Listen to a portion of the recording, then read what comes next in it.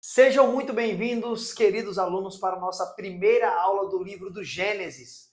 Passaremos aqui um bom tempo, um longo tempo, estudando toda a Bíblia Sagrada, capítulo por capítulo, e abordando os principais temas e tópicos e pontos de cada capítulo da Bíblia Sagrada. E lembrando, aqueles textos de difícil interpretação e compreensão, eu estarei aqui para ajudar você a entender e compreender de uma vez por todas, ok? Galera, antes de entrarmos na exposição do livro do Gênesis, eu queria trazer aqui uma breve introdução para contextualizar vocês, tá bom? Para vocês entenderem o pano de fundo, de como foi escrito esses livros, quem foi o escritor desses livros, ok? Sempre eu trarei esse feedback aí desses estudos, desses livros da Bíblia Sagrada. Então vamos lá. Primeiro de tudo que precisamos entender, quem escreveu o livro do Gênesis? Os 5 primeiros livros da Bíblia, Gênesis, Êxodo, Levítico, Número e Deuteronômio, a tradição judaica e também a tradição cristã entende, compreende e afirma que quem escreveu esses livros foi Moisés. Isso mesmo, foi Moisés. Moisés foi quem escreveu esses 5 livros, que também é chamado de Pentateuco, que significa 5, ou Torá, ou também lei. Então, Torá significa os 5 primeiros livros da Bíblia, Pentateuco também significa esses 5 primeiros livros da Bíblia, e quando os judeus falam a lei, também significa esses 5 primeiros livros da Bíblia, escrito por Moisés, ok?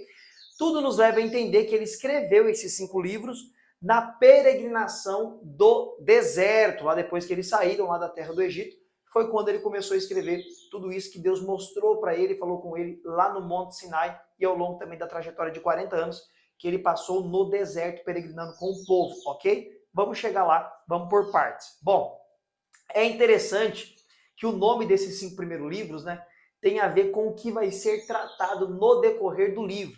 Por exemplo, livro do Gênesis. No hebraico significa Bereshit. No hebraico é Bereshit. E o que significa a palavra Bereshit? Significa início, princípio ou começo. Então, o livro do Gênesis, ele começa falando o início, o princípio, o começo da criação, que Deus formou todas as coisas que há neste mundo, ok? E isso aqui é uma informação que eu acho que é imprescindível para vocês, para ajudar aí na interpretação do livro do Gênesis, ok? Então, tendo dito isso aí, vamos começar aqui no primeiro capítulo do livro do Gênesis. Primeiro capítulo aí, os pontos principais que serão trabalhados nesse primeiro capítulo. O texto começa já falando que Deus, no princípio, criou os céus e a terra, né? E aí tem também embate teológico, isso daqui eu sempre vou trazer para vocês. Eu vou trazer algumas posições sobre determinados textos, determinados assuntos, mas eu sempre vou priorizar a posição majoritária, ou seja, a posição da maioria dos grandes estudiosos, dos grandes eruditos. Eu sempre vou priorizar a posição deles, que geralmente é a mais aceita, ok? Então aqui o texto vai começar dizendo que Deus no princípio criou os céus e a terra estava sem forma e vazia, ok? Pessoal, há uma posição teológica em cima deste texto aqui, que é os primeiros versículos ali do capítulo 1 de Gênesis, que entende que antes desta criação de Deus, já tinha uma outra terra. Vou desenhar redonda aqui, mas sabendo que tem pessoas ainda que acreditam que a terra é plana, enfim, não é o debate da aula de hoje, tá bom? Então, entende-se aqui, entendeu? Que tem uma posição que havia uma outra terra antes dessa primeira terra aqui de Gênesis capítulo 1. Por quê? Porque o texto no original hebraico vai falar que a expressão que aparece para nós sem forma e vazia, dentro do hebraico traz uma ideia que estava um caos. A palavra ali que vai aparecer que estava um caos. Então, alguns teólogos pegam essa expressão um caos e tentam aplicar o seguinte: bom, se estava um caos, quer dizer que aconteceu alguma coisa para se tornar um caos. Vou dar um exemplo. A cidade que você mora está intacta, está bonitinha, aí de repente passa aí pela sua cidade um furacão, né? Ou tem um terremoto, vai bagunçar tudo, vai tirar as coisas do lugar e vai se tornar o quê? Um caos. Por que se tornou um caos? Porque estava tudo perfeito e depois de alguma coisa que aconteceu, né? Nesse sentido que eu falei, um cataclismo aí natural, se tornou um caos. Então, eles pegam essa terminologia da palavra e entendem o seguinte: peraí, aconteceu alguma coisa aí, entre o princípio aí, né? No princípio Deus criou os céus e a terra estava sem forma e vazia, aconteceu alguma coisa para a terra ficar esse caos, sem forma e vazia. E aí é onde que eles aplicam que, na verdade, houve uma outra terra primeiro, né? E nesta outra terra que havia antes da agora do Gênesis 1 e 2 para frente, Satanás, Satanás, o querubim, ungido por Deus, segundo o texto de Ezequiel, ele era o regente dessa terra, ou o guardião desta terra. E o nome desta posição teológica, que entende que houve outra terra antes da terra que Deus agora estaria novamente colocando no lugar, né? Tava um caos, ele vai começar a arrumar tudo de novo. Esta teoria é chamada de teoria do hiato ou da lacuna. Teoria do hiato ou da lacuna. É uma posição teológica defendida por alguns teólogos. Porém, de forma majoritária, não se entende que houve uma outra terra antes da terra que Deus já está criando aqui. Por quê? Porque você vai ver aqui na exposição da aula de Gênesis capítulo 1, que tudo que Deus criou na terra, ele criou a partir daqui. Então, se eu afirmar que houve uma terra antes da terra que Deus vai começar a criar aqui agora, se eu falar isso daqui, eu não terei textos para provar que Deus criou essa terra antes e tinha vida nessa terra aqui antes. Sendo que é só que agora, em Gênesis capítulo 1, do verso 2 para frente, que Deus começa a estabelecer a sua criação. Então, biblicamente, não tem como se afirmar que houve uma terra antes da terra. Então, a teoria do hiato ou da lacuna, ela não é bem vista no mundo acadêmico, ok? Isso aqui também é uma dúvida aí que você vai se deparar ao longo da sua caminhada cristã com pessoas afirmando isso.